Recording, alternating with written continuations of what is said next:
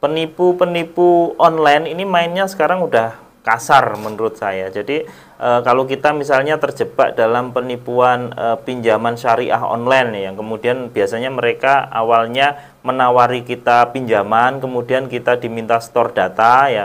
Store datanya lengkap biasanya ya. Nama, alamat lengkap, nanti foto KK, foto KTP, foto selfie kita, segala macam ini lengkap biasanya data yang mereka minta. Selanjutnya mereka akan meminta biaya-biaya kan seperti itu ya modusnya.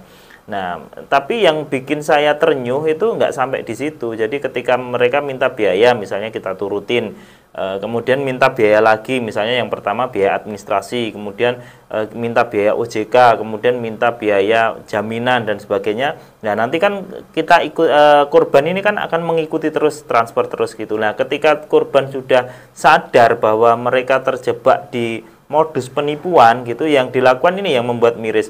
Yang dilakukan penipu ini malah mengancam ke korbannya ini gitu loh. Jadi diancam seperti ini ya, diancam. Jadi kalau tidak menuruti maka akan disebar data-datanya di media sosial, di grup-grup seperti itu, bahwa tidak bertanggung jawab, bahwa ini melanggar undang-undang, bahwa ini melanggar hukum, ini sudah berjanji tidak menepati, ini segala macam, tidak menyelesaikan kewajiban segala macam. Kita akan difitnah seperti itu, disebar data kita. Padahal kan di sini kita korban ya, di sini kita korban. Jadi bayangin, kita korban, nah tapi kita harus menuruti mereka terus. Kalau tidak dituruti, data kita disebar. Ini kan bahaya sekali. Ini kan bahaya sekali. Jadi teman-teman hati-hati kalau memberikan data-data pribadi kita, gitu jangan asal aja, karena impact-nya, dampaknya ini luar biasa sekali. Kalau data-data udah mereka pegang, mereka dengan semena-mena bisa aja menyebarkan data-data pribadi, memfitnah kita, dan kita nggak bisa apa-apa gitu. Karena yang memfitnah, menyebarkan ini mereka juga pakai akun-akun palsu gitu loh.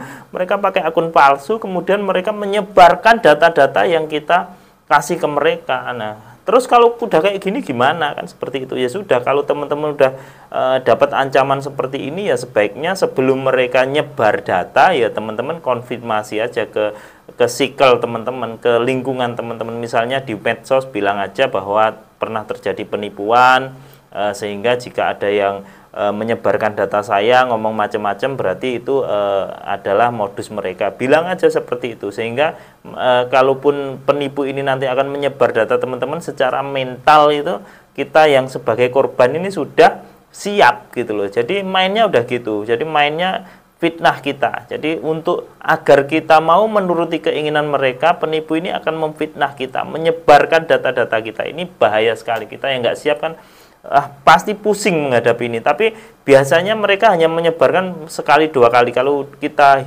tidak hiraukan ya udah gitu. Tapi semakin kita hiraukan, semakin kita lu kok gini, semakin gitu, oh penipu ini tambah seneng, mereka tambah bisa memainkan sisi-sisi psikologi kita, sehingga mereka akan terus bermain dan menyebarkan data. Kalau udah seperti itu ya udah abaikan aja, konfirmasi ke circle-circle kita, ke grup-grup kita bahwa emang kita pernah terjadi penipuan. Jadi seperti itu ya teman-teman, ya hati-hati.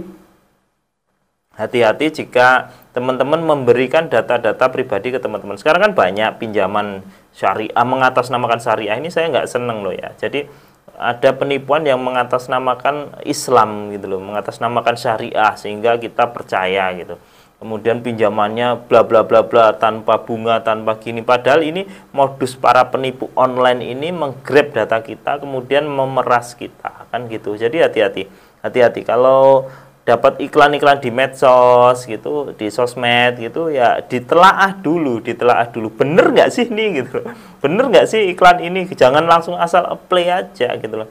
Kalau asal apply ya seperti itu, kasusnya udah banyak kok, di video TikTok saya juga udah banyak yang komen bahwa menjadi korban penipuan pinjaman online yang bermoduskan katanya syariah ini, padahal ini hanya embel-embelnya aja.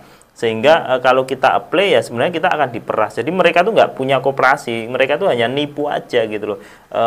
DP-nya, display picture-nya, kemudian seolah-olah surat keterangannya dan lain dibuat sedemikian rupa agar korban itu percaya. Jadi tetap hati-hati, tetap waspada. Mudah-mudahan kita semua terhindar dari modus-modus penipuan ya, agar kita nggak repot ya, uang yang sudah kita ini bertahun-tahun kita tabung, kalau hilang begitu saja kan eman gitu. Oke, mungkin itu aja. Mudah-mudahan bermanfaat bagi kita semua. Assalamualaikum warahmatullahi wabarakatuh.